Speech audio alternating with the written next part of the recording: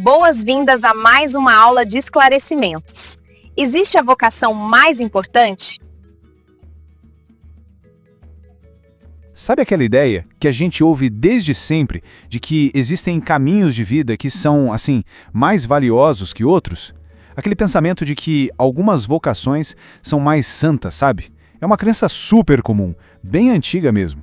Mas será que é isso mesmo? Hoje a gente vai mergulhar fundo para entender se isso é mito ou realidade. Pois é, essa é a pergunta de $1 milhão, né? E olha, essa questão de existir uma vocação superior não é só papo de teólogo, não. Isso aqui mexeu com a vida de muita gente, mas muita gente mesmo. Influenciou decisões de carreira, de família, moldou como gerações inteiras enxergavam o que é ter valor espiritual. Então vamos lá. Que crença é essa exatamente que está tão enraizada na cabeça das pessoas? Vamos dar uma olhada mais de perto nessa ideia. Olha, a ideia é basicamente a seguinte: a vida de padre, de freira, de monge, enfim, a vida consagrada, muitas vezes é vista como se estivesse lá no topo, num pedestal mesmo. É como se fosse a primeira classe da vida espiritual, sabe? E o casamento? O casamento seria o caminho mais comum, talvez, um pouco menos especial. E essa noção, gente, marcou nossa cultura por séculos. Ok, beleza. Essa é a crença popular. Mas e a igreja? O que o ensinamento oficial dela diz sobre esse assunto hoje em dia? Agora a gente vai ver a resposta, preto no branco. E a resposta oficial é um não bem grande e claro.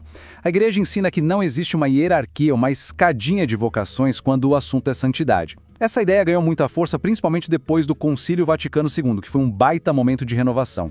A lógica central é que o valor de um caminho não se mede pela capa, sabe? Não importa se a pessoa é padre, mãe de família ou um leigo engajado. E o motivo é simples. Todos esses caminhos são entendidos como um chamado de Deus. Sacerdócio, casamento, vida no mundo, pense neles como trilhas diferentes que levam ao topo da mesma montanha. E qual é o topo? A santidade. O que realmente faz a diferença não é a trilha que se pega, mas o jeito que se caminha nela, com fidelidade, com entrega total. Certo. Então, se o que a gente vê por fora não é o que define o valor, o que é então? Qual é a régua para medir isso?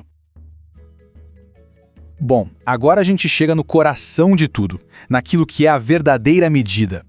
E aqui está a chave que vira o jogo todo. O que define o valor de uma vocação não é o que a pessoa faz, mas o como ela faz. É a quantidade, a plenitude de amor, de caridade com que se vive aquele chamado. No fim das contas, o caminho em si não é o mais importante. O que pesa mesmo é a entrega, é o amor que se coloca em cada passo. O amor é a grande medida de tudo. E o mais interessante é que esse amor se manifesta de jeitos super diferentes, mas que são igualmente profundos, igualmente radicais. Pensa no casamento. Ali, o amor é a entrega total de um para o outro. É formar aquela que é chamada de igreja doméstica, sabe? O primeiro lugar onde a fé nasce. É se abrir para gerar e educar os filhos. Já no sacerdócio ou na vida consagrada, a expressão do amor é o celibato. É uma dedicação exclusiva, de corpo e alma, para servir a Deus e à comunidade. São, no fundo, duas linguagens diferentes para falar do mesmo amor. Tá, mas aí fica uma pergunta, né? Se a teologia hoje é tão clara sobre isso, de onde veio essa ideia tão forte de que uma vocação é superior à outra? Por que isso se tornou tão comum? Vamos voltar um pouquinho no tempo para entender as raízes dessa história.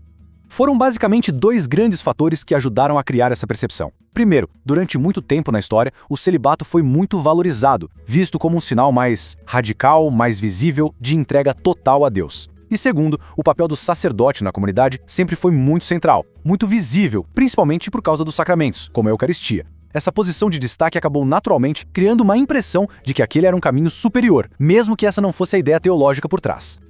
Bom, com tudo isso na mesa, vamos amarrar as pontas e pensar no que isso significa na prática, para a vida de cada um. Afinal de contas, qual é, então, a melhor vocação que existe? E a resposta final é transformadora. A melhor vocação não é uma categoria, não é um prêmio universal, é algo único, profundamente pessoal. A melhor vocação é aquela para a qual cada um de nós é chamado. E mais importante, é aquela a qual a gente responde com tudo o que tem, com o máximo de amor e fidelidade possível. Então, no fim do dia, a pergunta certa a se fazer não é qual vocação é a melhor de todas.